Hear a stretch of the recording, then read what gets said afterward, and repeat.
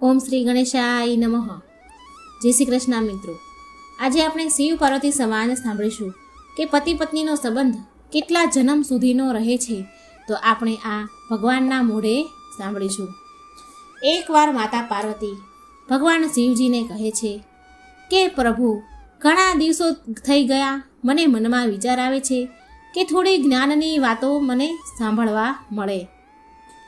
ત્યારે ભગવાન શિવ કહે છે કે દેવી, જણાવો કે તમારે કયા પ્રકારની જ્ઞાનની વાતોની ચર્ચા કરવી છે, શું તમે સાંભળવા માંગો છો? પછી માતા પાર્વતીજી કહે છે કે પ્રભુ, મેં જોયું છે કે પૃથ્વીલોકમાં ઘણા જ સ્ત્રી પુરુષો ખૂબ જ આનંદથી ખૂબ જ પ્રેમથી પોતાનું જીવન વિતાવે છે અને ઘણા બધા સ્ત્રી પુરુષો તો એક પળ માટે પણ એકબીજાથી દૂર થતા નથી. તેઓ એકબીજાને જોઈને સાથે રહીને સુખ દુઃખ ભોગવીને પોતાનું જીવન જીવે છે અને એક દિવસે આ પતિ પત્નીની જોડી છૂટી પડી જાય છે. પ્રભુ, હું એ જાણવા માંગુ છું કે આવનારા જન્મમાં શું તે સ્ત્રી પુરુષની જોડી ફરીથી પતિ પત્નીના રૂપમાં ફરી મળે છે, ભેગી થાય છે ખરી કે નહીં? અને સાથે થોડી ઘણી ચર્ચા હું ભાગ્યને લઈને પણ કરવા માંગુ છું. શું માણસને જે ભાગ્યમાં નથી હોતું તે પ્રાપ્ત થઈ શકે છે ખરી? આ વાત સાંભળીને ભગવાન શિવ બોલ્યા કે પાર્વતીજી, હું તમારા મનની વાત હવે સમજી ગયો છું. હવે હું તમને એક નાની એવી વાર્તા સંભળાવું છું, એક કહાની છે જે હું સંભળાવું છું, એ તમે સાંભળો.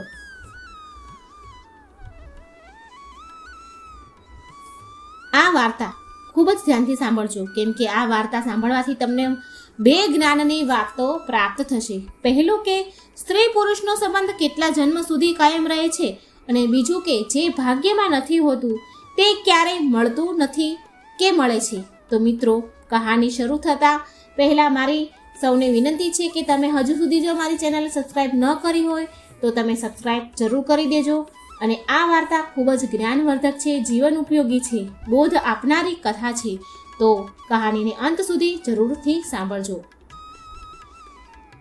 ભગવાન શિવ કહે છે કે પાર્વતીજી એક રાજકુમારી હતી. તે ખૂબ જ ચારિત્રવાન હતી, જેનો આ લગ્ન એક ચારિત્રવાન રાજકુમાર સાથે થયા. બંને જીવનનો આનંદ અને સુખ લઈ રહ્યા હતા. તેમની પાસે ધનની કોઈ જ ખોટ ન હતી. તેમને એક જ ખોટ હતી કે તેમને બાળક ન હતું. આ વાતને લઈને રાજકુમારી હંમેશા ચિંતામાં જ રહેતી હતી. સમય ધીરે ધીરે પસાર થયો. એક દિવસ રાજકુમારીની તબિયત ખરાબ થઈ, બહુ જ ખરાબ થઈ ગઈ. પછી તેણે રાજકુમારને બોલાવીને કહ્યું કે પ્રીતમ, મેં તમને ખૂબ જ પ્રેમ કર્યો છે, મેં તમારી ખૂબ જ સેવા કરી છે, ભજન અને પૂજા પણ કરી છે, પરંતુ હું તમારી એક ખુશી પૂરી ન કરી શકી, તમારી એક ઈચ્છા પૂરી ન કરી શકી, અને તે છે સંતાનને જન્મ આપવાની ખુશી. મને એવો આભાસ થઈ રહ્યો છે કે મારું જીવન હવે થોડીક ક્ષણોમાં ખતમ થઈ જશે. તમે શોક ન કરતા અને મારા મૃત્યુ બાદ મારી યાદો સાથે તમે જીવન વિતાવજો. અને હું તમને વચન આપું છું કે આવતા જન્મમાં હું ફરીથી તમારી પત્ની બનીશ અને હું તમારા સંતાનની ઈચ્છા પૂરી કરીશ. જે તમારી સંતાનની ઈચ્છા છે એ હું જરૂરથી પૂરી કરીશ. આટલું કહ્યા પછી તે રાજકુમારીનું મૃત્યુ થઈ જાય છે. ભગવાન શિવ કહે છે કે પાર્વતીજી, થોડા સમય વીત્યા બાદ તે રાજકુમારનું પણ મૃત્યુ થયું. અને ત્યાર પછી તે રાજકુમાર એક એવા રાજાને ત્યાં જન્મ લે છે કે તે રાજાને 16,000 રાણીઓ હોય છે, અને તે બધી જ રાણીઓની વચ્ચે તે એકલો જ પુત્ર હોય છે. બીજી બાજુ તે રાજકુમારી પણ એક એવા રાજાને ત્યાં જન્મ લે છે જે રાજાને પણ 1600 રાણીઓ હોય છે, અને તે બધી જ રાણીઓમાં તે એક જ પુત્રી હોય છે. ભગવાન શિવ કહે છે કે હે પાર્વતી, જે રાજાને પુત્ર હતો તેની પાસે એક ખૂબ જ બુદ્ધિશાળી અને સમજદાર પોપટ હતો. તે રાજા ઘણા બધા વિષયોમાં, ઘણી બધી બાબતોમાં તે પોપટની સલાહ લેતો હતો, અને તે પોપટની સલાહ તે રાજા માનતો પણ હતો.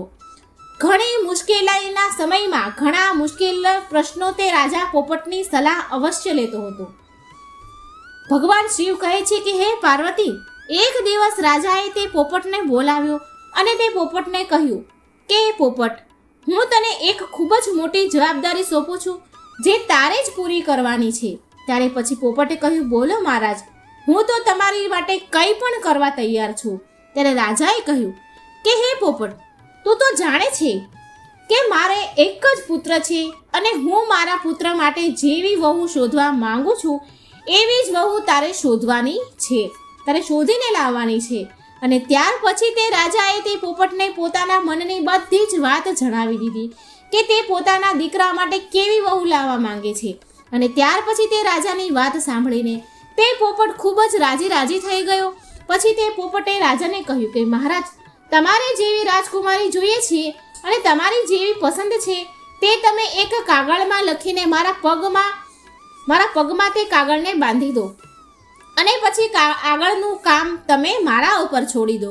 હું તેવી જ રાજકુમારી શોધીને લાવીશ જેવી રાજકુમારી તમે ઈચ્છો છો. ભગવાન શિવ કહે છે, પાર્વતીજી, પછી તો પોપટની વાત સાંભળીને તે રાજાએ એક કાગળ ઉપર તેની પસંદ પ્રમાણે રાજકુમારીના વિશે બધી જ વિગતો લખી દીધી. તે કેવી રાજકુમારી ઈચ્છે છે અને તે કાગળને વાળીને તે પોપટના પગમાં બાંધી દે છે. ત્યાર પછી તે પોપટ એક પાડોશી દેશમાં પહોંચી ગયો. ત્યાં ખૂબ જ ભારે વરસાદ થઈ રહ્યો હતો. ત્યારે તેણે એક જંગલમાં શરણ લેવી પડી. તેને એક ખૂબ જ જૂનું બખોલવાળું ઝાડ મળી ગયું, જ્યાં તેને લાગ્યું કે આ જગ્યા મારા આરામ માટે ખૂબ જ યોગ્ય છે.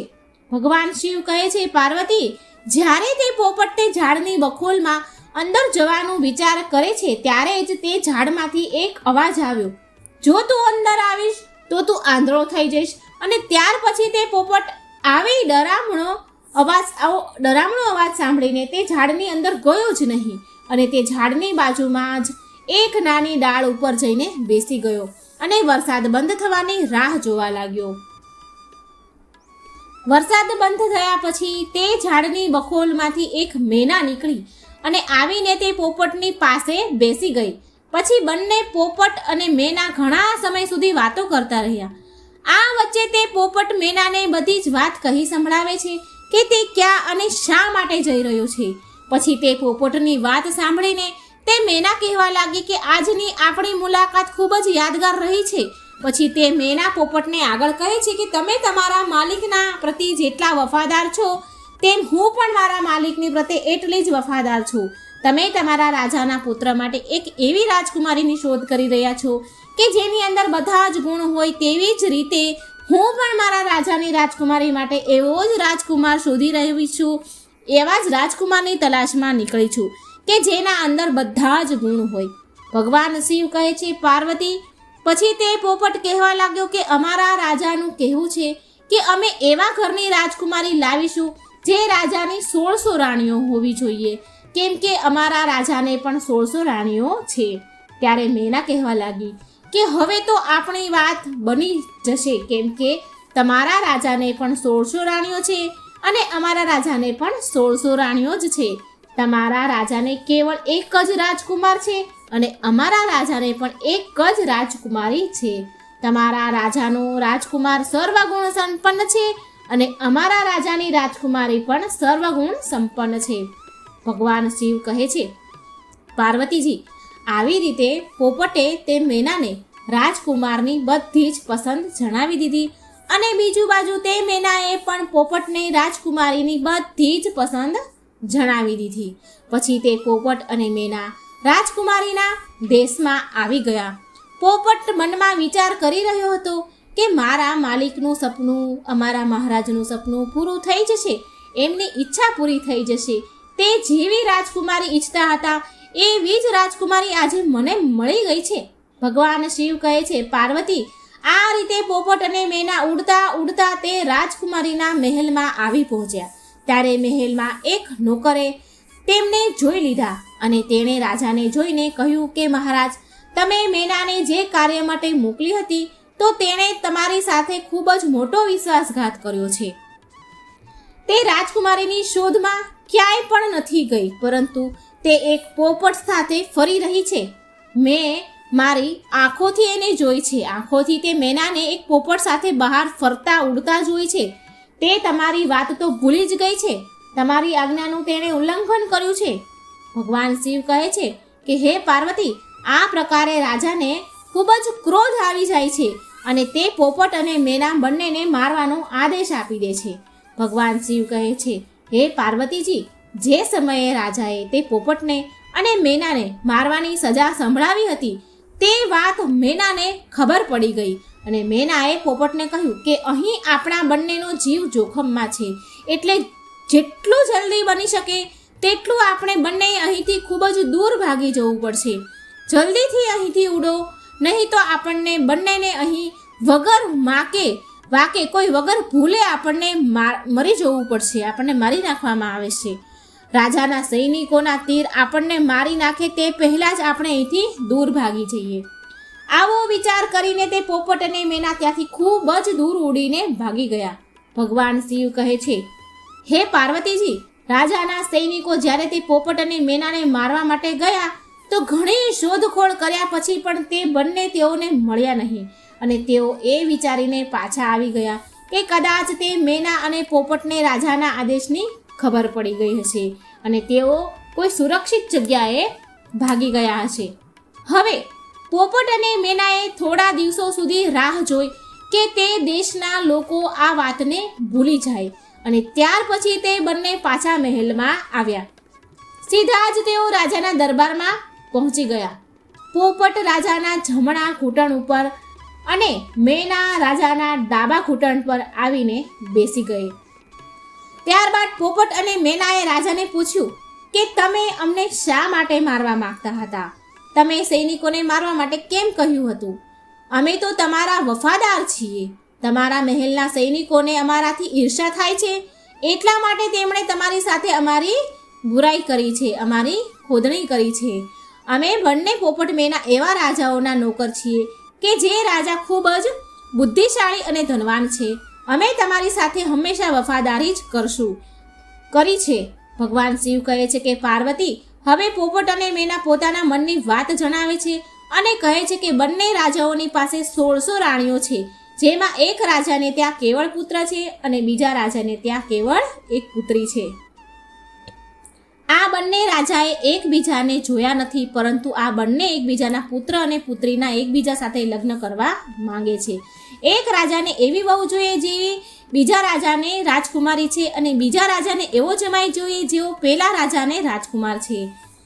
મહારાજ જુઓ, અમે બંને એ જ રાજાઓના નોકર છીએ. ભગવાનની કૃપાથી અમે બંને તમારા રાજ્યની બહાર જંગલમાં મળ્યા હતા અને હવે આ સારી ખબર લઈને તમારી સામે આવ્યા છીએ. ભગવાન શિવ કહે છે કે હે પાર્વતી, આવી રીતે પોપટ અને મેનાએ પોતાના મનની વાત રાજાને કહી, રાજાને ખુશ કરી દીધા. ત્યાર પછી પોપટે પોતાનો એક પગ રાજાની બાજુ આગળ ધકેલ્યો, જેમાં એક કાગળ બાંધેલો હતો જેમાં રાજકુમારની પસંદ લખી હતી. ત્યાર પછી રાજાએ તે કાગળ વાંચ્યો અને રાજા તો ખુશ થઈ ગયો. પહેલાં તો રાજાને તે પોપટ અને મેના પર વિશ્વાસ ન થયો.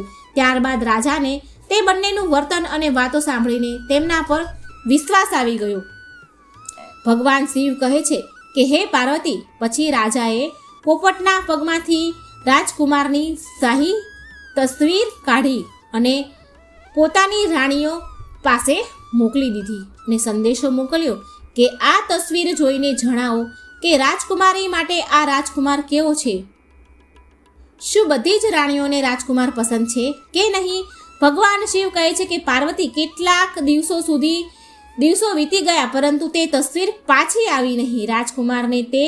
રાજકુમારીને તે તસવીર ખૂબ જ પસંદ આવી. ત્યારબાદ તે રાજકુમારીએ રાજકુમારની તસવીરને પોતાના હાથમાં જ રાખીને રહેતી હતી. થોડા દિવસો પછી તે રાણીઓ તરફથી જવાબ આવ્યો કે રાજકુમાર બધાને પસંદ છે. હવે રાજકુમારીનું લગ્ન જલ્દીથી જ થઈ જવું જોઈએ, કેમ કે રાજકુમારી તો રાજકુમારને જોયા વગર રહી શકતી જ નથી.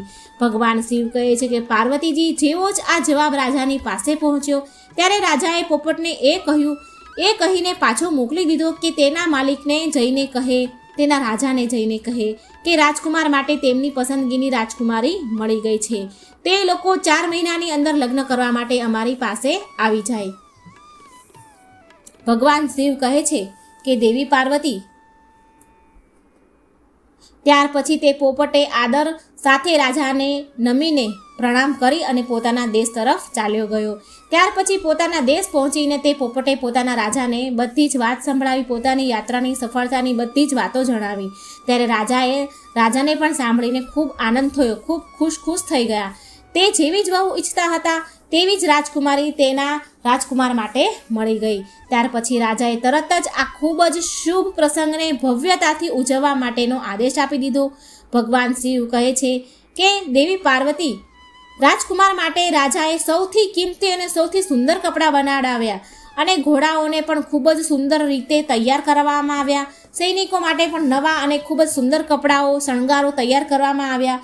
ઘણા બધા પ્રકારની ભેટો, સોગાદો જેવી કે અનમોલ હીરા ઝવેરાત, ઘણા બધા મોંઘા કપડાં અને ઘણી મુશ્કેલીથી મળવાવાળા ફળો, કિંમતી મસાલાઓ અને ખૂબ જ ઉત્તમ કક્ષાના અત્તર અને એવી ઘણી બધી વસ્તુઓ ભેગી કરવામાં આવી. દરેક વસ્તુઓને યાદ કરીને રાજાએ ભેગી કરાવી. ભગવાન શિવ કહે છે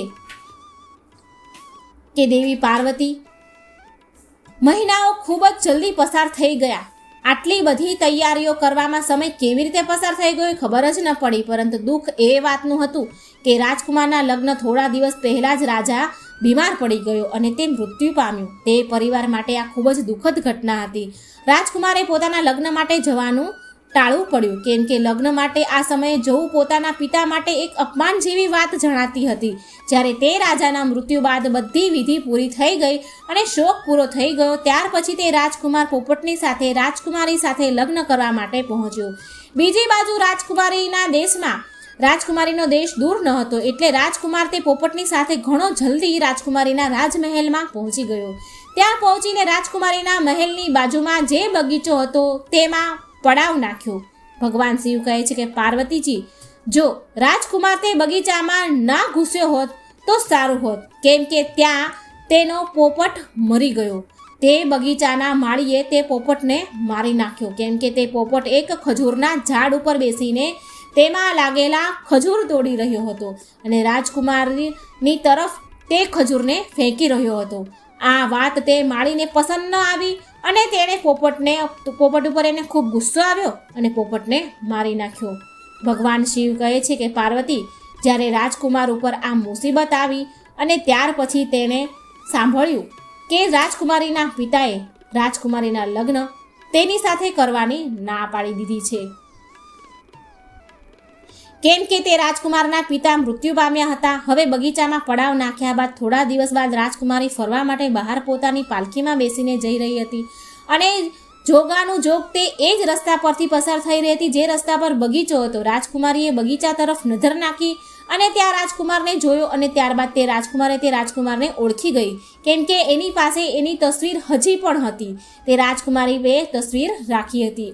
ભગવાન શિવ કહે છે કે પાર્વતી, તેણે તે સમયે તો કશું પણ કહ્યું નહીં અને તેની પાલખી લઈને આવનારા નોકરને તેણે કહ્યું કે પાલખીને પાછી રાજમહેલ તરફ લઈ લો, કેમ કે રાજકુમારીને પોતાનો પ્રેમી મળી ગયો હતો. તે સમયથી જ રાજકુમારીને બધું જ સારું લાગવા માંડ્યું હતું. સાંજે જમવાના સમયે રાજકુમારીએ પોતાના ભોજનમાંથી અડધું ભોજન કર્યું અને વધેલું અડધું ભોજન રાજકુમારની તસવીર સાથે મોકલ્યું. રાજકુમારની તસવીરની સાથે રાજકુમારને મોકલાવ્યું. તેણે પોતાની નોકરાણીને કહ્યું કે રાજકુમારને કહેજો કે આ ભોજનને જમી લે અને જો તે ના જમે તો તે પોતાની આંગળીએ આ ભોજનમાં બોળી દે. ભગવાન શિવ કહે છે કે પાર્વતીજી, નોકરાણીએ તો એવું જ કર્યું. રાજકુમારે ભોજન કર્યું નહીં અને ત્યારે નોકરાણીએ તે રાજકુમારની ભોજનમાં પોતાની આંગળીઓ બોળાવવા માટે કહ્યું.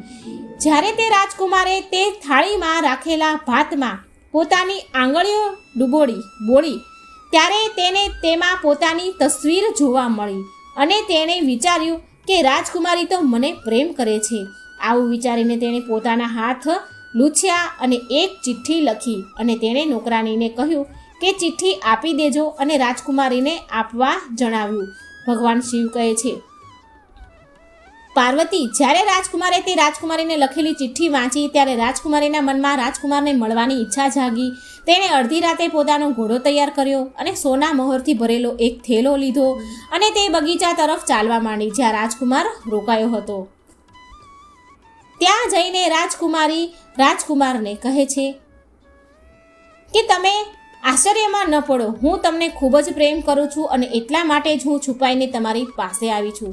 મારા પિતા મને તમારી સાથે લગ્ન માટેની મંજૂરી નહીં આપે અને હવે તમે તમારો ઘોડો તૈયાર કરી દો અને મને તમારી સાથે તમારા દેશમાં લઈ ચાલો. ભગવાન શિવ કહે છે કે હે પાર્વતી, ત્યાર પછી તે રાજકુમાર અને રાજકુમારી પોતાના ઘોડા ઉપર બેસીને તે રાજ્યની બહાર નીકળી ગયા અને ત્યાર પછી તેઓ એક એવા નગરમાં પહોંચી ગયા કે ત્યાં તેમના જીવનનું જોખમ ખૂબ જ વધી ગયું.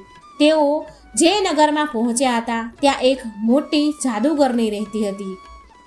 તેની એક પુત્રી હતી. જ્યારે તેણે રાજકુમારને જોયો તો તે જાદુગરનીની પુત્રીને પહેલી નજરે જ આ રાજકુમાર પસંદ આવી ગયો અને તે રાજકુમારને પ્રેમ કરવા લાગી.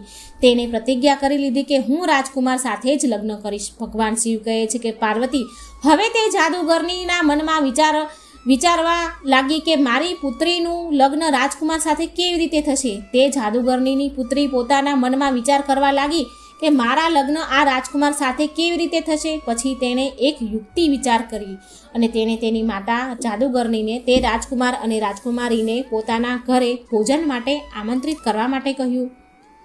પોતાની પુત્રીની વાત માનીને તે જાદુગરનીએ રાજકુમાર અને રાજકુમારીને પોતાના ઘરે ભોજન માટેનું આમંત્રણ આપ્યું. ભગવાન શિવ કહે છે કે હે પાર્વતી, જ્યારે રાજકુમાર અને રાજકુમારી તે જાદુગરનીના ઘરે ભોજન કરવા માટે ગયા ત્યારે જાદુગરનીએ તે રાજકુમારને એક ઓરડામાં લઈ ગઈ અને ત્યાં રાજકુમારના ગળામાં એક દોરડું બાંધી દીધું અને જેવું દોરડું બાંધ્યું કે તરત જ તે રાજકુમાર એક પોતાના રૂમમાં બદલાઈ ગયો. તે જાદુગરનીએ તે પાડાને પાછળના દરવાજામાંથી બહાર કાઢીને એક સુરક્ષિત જગ્યાએ બાંધી દીધો અને તેની સાથે પોતાની પુત્રીને પણ મોકલી દીધી. હવે તે રાજકુમારી ભોજન કર્યા બાદ પોતાના રાજકુમારને શોધવા લાગી, પરંતુ તે રાજકુમાર હવે પાડો બની ગયો હતો. જાદુગરનીએ તેને પાડો બનાવી દીધો હતો. હવે રાજકુમારીને કેવી રીતે રાજકુમાર મળે? આખો દિવસ તે પાડો તે જાદુગરનીની પુત્રીની પાછળ ફર્યા કર્યો. તે જાદુગરનીની પુત્રી જ્યાં પણ જતી તે પાડો તેની પાછળ જાય. ભગવાન શિવ કહે છે કે પાર્વતી, તે જાદુગરનીની પુત્રી રાત્રે તે પાડાના ગળામાંથી તે દોરડું કાઢી લેતી હતી જેથી તે રાજકુમાર બની જતો હતો અને તે પાડાનું રૂપ ખતમ થઈ જતું હતું અને જ્યારે સવાર થતી ત્યારે તે દોરડું ફરીથી રાજકુમારના ગળામાં પહેરાવી દે એટલે રાજકુમાર ફરીથી પાછો પાડાના રૂપમાં આવી જતો હતો અને દિવસ દરમિયાન તેને બહાર ફરવા લઈ જતી હતી. બીજી બાજુ રાજકુમારીને રાજકુમાર ન મળે. ઘણા બધા દિવસો થઈ ગયા. રાજકુમારી એક પાગલની જેમ પોતાના રાજકુમારને શોધી રહી હતી. તે ખૂબ જ દુઃખી હતી. તેને ખબર જ નહોતી પડતી કે હવે શું કરવું. રાજકુમાર તેને છોડીને ક્યાં જતો રહ્યો હશે અને તેણે તેને દગો આપ્યો હશે તેવો રાજકુમારી વિચાર કરતી, પોતાના મનમાં વિચારતી અને ફરી ઘણી વાર વિચારતી કે રાજકુમાર મને દગો તો ન આપી શકે કેમ કે તે મને ખૂબ જ પ્રેમ કરે છે અને હું પણ તેને ખૂબ જ પ્રેમ કરું છું. કદાચ એવું તો નથી બન્યું કે કોઈએ રાજકુમારને મારી નાખ્યો હોય તેવું રાજકુમારી વિચાર કરવા લાગી. ભગવાન શિવ કહે છે કે પાર્વતી, હવે તે રાજકુમારીએ એક પુરુષનો વેશ ધારણ કર્યો અને તે દેશના રાજા પાસે પહોંચી અને તે રાજાને પોતાના મનની વાત જણાવી અને તે રાજા તે રાજકુમારીને બોલાવવાની છટા અને તેની સુંદરતાથી ખૂબ જ પ્રભાવિત થઈ ગયો. તે રાજકુમારી હતી, એને બોલવું એને ખૂબ જ પસંદ આવ્યું. એનું સુંદરતા પણ એને પસંદ આવી. રાજાએ પોતાના દરબારમાં તે રાજકુમારીને એક ઉચ્ચ અધિકારીનો પદ પર નિયુક્ત કરી દીધી. ભગવાન શિવ કહે છે કે હે પાર્વતી, તે રાજકુમારી એક અધિકારી બની જાય છે ત્યારે તે અધિકારીને ઘણા બધા ઘરોમાં આવવા જવાનું થતું હોય છે. એવી જ રીતે તેને ઘણા બધા લોકોના ઘરની ખાનગી વાતો પણ જાણવા મળતી હોય છે. ભગવાન શિવ કહે છે કે પાર્વતી, હવે આવી રીતે તે રાજકુમારીને એક અધિકાર મળી ગયો, અધિકારી બની ગઈ. તે રાજાને ત્યાં કામ કરવા લાગી. સમય ધીરે ધીરે પસાર થતો ગયો. ઘણા બધા વર્ષો વીતી ગયા. એક દિવસ તે રાજાનું મૃત્યુ થઈ જાય છે અને ત્યારબાદ નગરના બધા જ લોકો તે અધિકારીને તે દેશનો રાજા બનાવી દે છે કેમ કે તે અધિકારીના રૂપમાં રાજકુમારીના વ્યવહાર તે રાજ્યની જનતાને પ્રત્યે ખૂબ જ સારો હતો. ભગવાન શિવ કહે છે કે પાર્વતી, તે રાજકુમારી હતી. પાર્વતી, તે નગરમાં એક વ્યક્તિ એક ખડતલ પાડાને વેચવા માટે તે નગરના રાજા પાસે આવ્યો. ત્યારે પછી તે રાજાના રૂપમાં જે રાજકુમારી હતી તેણે તે પાડો ખરીદી લીધો. તે પાડો ખૂબ જ કામનો હતો કારણ કે તેનામાં એક ખાસિયત હતી કે તે કોઈ પણ ખોવાયેલી વસ્તુને સૂંઘીને શોધી લાવતો.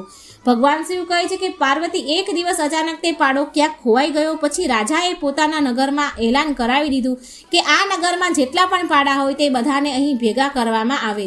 હવે આ આદેશ તે જાદુગરની પાસે પણ પહોંચી ગયો. નગરના બધા જ પાડા રાજાની સમક્ષ હાજર કરવામાં આવ્યા, પરંતુ તે જાદુગરનીએ તે રાજકુમારના રૂપમાં જે પાડો હતો તેને રાજાની સમક્ષ હાજર ન કર્યો. હવે જ્યારે તે નગરના સૈનિકોએ રાજાના રૂપમાં રહેલી રાજકુમારીને આ વાત જણાવી કે આ જાદુગરનીએ પોતાનો પાડો અહીં મોકલ્યો નથી, ત્યારે તે રાજકુમારી એકદમ ગુસ્સામાં આવી ગઈ અને તેણે તે જાદુગરની સાથે તેના પાડાને પોતાની સમક્ષ જબરજસ્તીથી હાજર કરાવ્યો. અને જ્યારે તે સૈનિકોએ તે પાડાના ગળામાં રહેલું દોરડાને જોરથી ખેંચ્યું, ત્યારે જ તે દોરડું તે પાડાના ગળામાંથી નીકળી ગયું. અને તે દોરડું ગળામાંથી નીકળતાની સાથે જ પાડો એક રાજકુમારના રૂપમાં પાછો આવી ગયો. પછી તે રાજકુમારીના રૂપમાં રહેલા રાજાનું પોતાનું સપનું સાકાર થઈ ગયું અને તે એકદમ તે રાજકુમારને ભેટી પડી અને તે જાદુગરનીને તે રાજકુમારીએ પકડાવી અને જેલમાં પૂરી દીધી. ત્યાર પછી તે રાજકુમારીએ બધા જ નગરજનોને કહ્યું કે મારે આ રાજકુમારને મળવા માટે એક પુરુષનું રૂપ ધારણ કરવું પડ્યું હતું. હું એક સ્ત્રી છું, તેથી હવેથી તમે આ રાજકુમારને પોતાના રાજા અને મને તમારી રાણી સમજજો. ભગવાન શિવ કહે છે કે પાર્વતીજી, આ રીતે સમગ્ર નગરવાસીઓમાં ખુશીની લહેર જોવા મળી અને બધાએ તે રાજકુમારને પોતાનો રાજા અને તે રાજકુમારીને પોતાની નગરની રાણી તરીકે સ્વીકાર કરી લીધા. આ બાજુ તે રાજકુમાર રાજા બની જાય છે અને તે રાજકુમારી રાણી બની જાય છે અને બીજી બાજુ તે જાદુગરનીને ફાંસી પર ચડાવી દેવામાં આવે છે. તે જાદુગરનીની પુત્રીને હંમેશા માટે જેલમાં બંધ કરી દેવામાં આવે છે, કેમ કે તે જાદુગરનીની પુત્રીએ તેના પૂર્વજન્મના પોતાના પતિને જૂઠ્ઠા આરોપમાં ફસાવીને એક રાજાની કેદમાં પુરાવી દીધો હતો. એટલા માટે જ આ જાદુગરનીની પુત્રીને પણ રાજાની કેદનો સામનો કરવો પડ્યો. ભગવાન શિવ કહે છે પાર્વતીજી, પછી તે રાજા અને રાણી બંને એક દિવસ ફરવા માટે નીકળ્યા અને જ્યારે તે જંગલમાંથી પસાર થતા હતા ત્યારે તે એક વૃક્ષની નીચે આરામ કરવા માંડે છે. તે વૃક્ષ વર્ષો જૂનું હતું. ત્યાં રાજકુમાર અને રાજકુમારીએ પોતાના પૂર્વજન્મના એક પ્રેમનું નિશાન બનાવ્યું હતું, જે સંપૂર્ણ રીતે સુરક્ષિત હતું. પછી તે રાજકુમાર અને રાજકુમારીની નજર તે નિશાન ઉપર પડી, ત્યારે એકદમ બંનેને પોતાનો પૂર્વજન્મ યાદ આવ્યો. જન્મની બધી જ વાત યાદ આવી જાય છે અને તેમના જીવનમાં એક ખુશીની લહેર પ્રસરી જાય છે. તે ખૂબ ખુશ થયા, આનંદિત થયા. તે રાજકુમારીને કહે છે કે મને બધું જ યાદ આવી ગયું છે. હું તમને ખૂબ જ પ્રેમ કરતી હતી અને તમે પણ મને ખૂબ જ પ્રેમ કરતા હતા. મેં તમારી ખૂબ જ સેવા કરી હતી, પણ મને તે સમયે એક જ દુઃખ હતું કે તમારી ખુશી માટે મેં એક સંતાનને હું જન્મ ન આપી શકી. અને ફરીથી આપણે આ જન્મના પણ એકબીજાને મળ્યા છીએ અને પતિ પત્નીના રૂપમાં જ મળ્યા છીએ, કેમ કે તે આપણો સાચો પ્રેમ હતો અને એટલા માટે જ આપણે એક થયા છીએ. અને મને પૂરો વિશ્વાસ છે કે આ જન્મમાં ઈશ્વરે આપણી પ્રાર્થના જરૂર સાંભળશે અને તમને સંતાનનું સુખ પણ જરૂરથી મળશે. ભગવાન શિવ કહે છે કે હે પાર્વતીજી, પછી સમય ધીરે ધીરે વીતવા લાગે છે અને પૂર્વજન્મની જે કંઈ પણ ઈચ્છાઓ અધૂરી હતી, રહી ગઈ હતી, તે આ જન્મમાં પૂરી થઈ જાય છે. પછી તે રાજકુમારીને ગર્ભધારણ થાય છે, ગર્ભધારણ કરે છે અને સમય આવતા એક સુંદર પુત્રને જન્મ આપે છે.